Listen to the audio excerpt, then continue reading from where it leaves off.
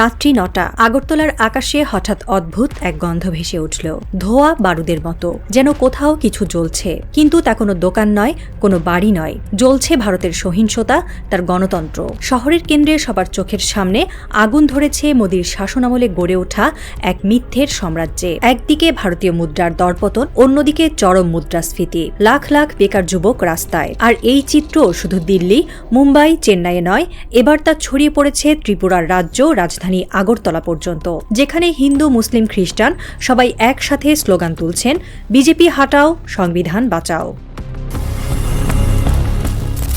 চোখে রাগ, কণ্ঠে আগুন, হাতে জাতীয় পতাকা। হাজার হাজার মানুষ হঠাৎ করেই ভিড় জমিয়েছে আগরতলার রাজপথে। দোকানদার, শিক্ষার্থী, চাকরি প্রত্যাশী সবাই। তারা বলছে, বিজেপি শুধু সরকার নয়, এটি এক আর্থসামাজিক বিপর্যয়ের কারখানা। শুভেন্দু অধিকারী নামে এক বিজেপি নেতার বিতর্কিত মন্তব্যে আগুনে ঘি পড়েছে। তিনি বলছেন, বাংলাদেশিদের দরকার নেই, তারা করাচি বা লাহোরে চিকিৎসা করা। কথাটা শুনেই এক বৃদ্ধ হিন্দু ব্যবসায়ী কেঁপে ওঠেন। তার দোকানেই তো একসময় বাংলাদেশি মুসলমান ও হিন্দু দুজনেই আসত। তিনি বললেন, শুভেন্দুর মতো উগ্র নেতাদের জন্য আমরা নিজেরাই ক্ষতিগ্রস্ত।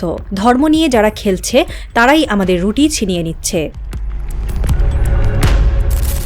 কলকাতার প্রাইম টাইমে একসময় জনপ্রিয় ছিলেন রিপাবলিক বাংলার সাংবাদিক ময়ূখ রঞ্জন ঘোষ, কিন্তু এখন শহরের অলিতে গলিতে তাকে নিয়ে চলছে নির্মম ঠাট্টা। এক চায়ের দোকানে একজন মধ্যবয়সী ব্যক্তি বললেন, ময়ূখ আবার কবে থেকে সাংবাদিক হলো? ও তো গলার স্বরে চেঁচিয়ে রিপোর্ট পড়ে, ওকে তো মনে হয় মাছ বাজারের ডাকাবাজ বিক্রেতা। এই মন্তব্য শুধু হাসির খোরাক নয়, এটি হয়ে উঠেছে এক প্রতীক। কারণ মানুষ এখন বুঝে ফেলেছে, ময়ূখের মতো তথাকথিত সাংবাদিকরা আসলে বিজেপি সরকারের মুখপাত্রের ভূমিকায় অবতীর্ণ হয়েছেন। তারা সংবাদ পরিবেশন করছেন না, করছেন সরকারি বিজ্ঞপ্তির নাট্যরূপ। ময়ূখের করা এক বিতর্কিত লাইভ রিপোর্টে তিনি বলেন, জনগণের বিক্ষোভ আসলে পাকিস্তানি ষড়যন্ত্র। এরপরেই উত্তাল হয় কলেজ স্ট্রিট, শিয়ালদাহ, এমনকি হাওড়া। একজন তরুণ শিক্ষার্থী বললেন, আমরা পাকিস্তানি হলে ময়ূখ রঞ্জন আসলে কি? জনগণের ক্ষোভকে যারা বিদেশি ষড়যন্ত্র বানিয়ে দেয় তারা আসলে সংবিধানের শত্রু। রিপাবলিক বাংলার বাইরে পোস্টার পড়েছে, ময়ূখকে নয়, জনগণের কণ্ঠকে বিশ্বাস করুন। সাংবাদিকতা যখন ক্ষমতার গোলামিতে পরিণত হয়, তখন জনতার চেতনায় বিপ্লব জেগে ওঠে। এখন কলকাতায় নতুন স্লোগান, প্রেস নয়, জনগণ বলবে সত্য কি। বেকারত্বে জর্জরিত ভারতীয় যুবক সমাজ। একদিকে চাকরি নেই, অন্যদিকে নিত্য প্রয়োজনীয় জিনিসের দাম আকাশ ছোঁয়া। মোদী সরকার বলেছিল বছরে ২ কোটি চাকরি দেবে, অথচ এখন লাখ লাখ তরুণ পথে। কেউ গাড়ি ভাঙছে, কেউ কাঁদছে, কেউ দাঙ্গায় নামছে। একজন তরুণ বলে উঠলেন, আমার বাবা হিন্দু, মা মুসলিম। এখন আমি কি বিজেপির চোখে এক অপরাধ? মোদী কি চাকরির বদলে দাঙ্গা দিচ্ছেন?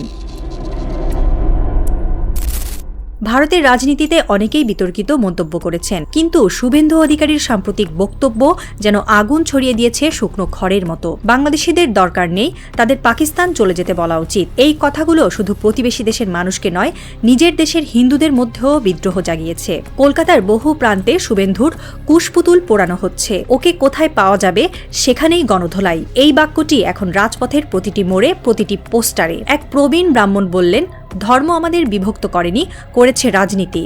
শুভেন্দু আমাদের ধর্মকেও অপমান করেছে। শুভেন্দু অধিকারী এখন নিখোঁজ। দিল্লির এক সূত্র বলছে তিনি ভারত ত্যাগের চেষ্টা করেছেন। অন্য এক সূত্র দাবি করে তিনি নেপালের কোনো মঠে আশ্রয় নিয়েছেন। আবার অনেকে বলছে ওর বাবার 14 গোষ্ঠীকে আমরা গণতান্ত্রিকভাবে শিক্ষা দেব। এই কথাগুলো এখন মঞ্চে নয়, রাজপথের নতুন সংস্কৃতির অংশ। এক হিন্দু মহিলা, যিনি এক বেসরকারি হাসপাতালের মালিক, বললেন, আমার হাসপাতালের 40% রোগী বাংলাদেশি ছিলেন। শুভেন্দুর কথায় তারা আসা বন্ধ করেছে। এখন আমার কর্মীরা বেকার। এটা কি ধর্মরক্ষা না আত্মঘাতী রাজনীতি? একদিকে পাকিস্তানের সঙ্গে উত্তেজনা বাড়িয়ে $83 বিলিয়ন ক্ষতিতে পড়েছে ভারত, অন্যদিকে বাংলাদেশের সাথে কূটনৈতিক সম্পর্ক ধ্বংসের মুখে। অথচ ভারতের হিন্দুরাই বলছে, বাংলাদেশে চিকিৎসা পর্যটক বন্ধ হওয়ায় সবচেয়ে ক্ষতিগ্রস্ত আমরাই। কলকাতার এক বেসরকারি হাসপাতাল জানায়, তাদের 35% রোগী আসতেন বাংলাদেশ থেকে, এখন তারা আসছে না। ফলে কর্মচারী ছাঁটাই, আয় কমে যাওয়া, ব্যবসার ক্ষতি, সব মিলিয়ে শুভেন্দু ডিপ্রেশন নেমেছে বাংলার স্বাস্থ্য খাতে। রাত বাড়ছে আগরতলায়। এক যুবক ব্যাগ কাঁধে রাস্তায় দাঁড়িয়ে, চোখে বিদ্রোহের আগুন। তার হাতের পোস্টারে লেখা, গণতন্ত্র বাঁচাতে লড়তে হবে। তার পাশ দিয়ে পুলিশের গাড়ি ছুটে যাচ্ছে, সামনের দিক থেকে ধেয়ে আসছে জলকামান। তবু সে দাঁড়িয়ে।